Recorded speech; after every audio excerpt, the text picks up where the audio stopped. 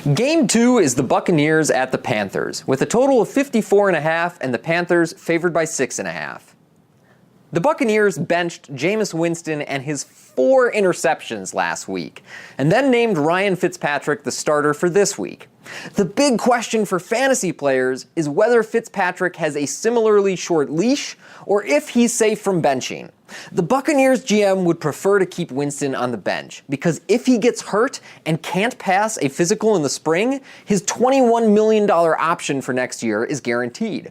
But Buccaneers coach Dirk Koetter is on the hot seat and may prioritize winning now if he thinks that's the only way he keeps his job. As for this Sunday, Fitzmagic's price is more enticing on FanDuel than it is on DraftKings.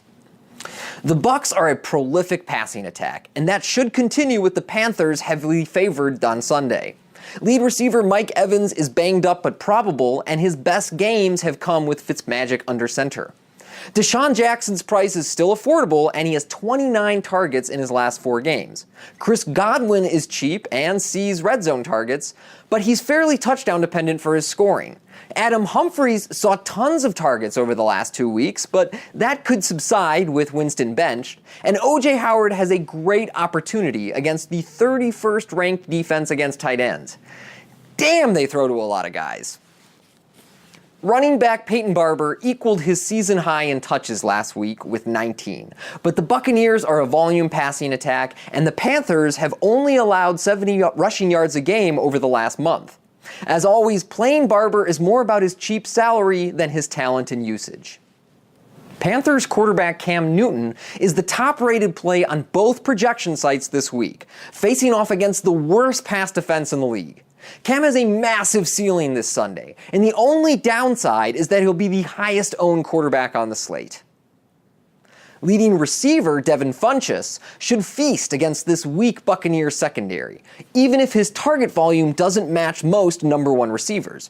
Number 2 receiver Torrey Smith should be out again, opening usage for exciting but mistake-prone rookie DJ Moore.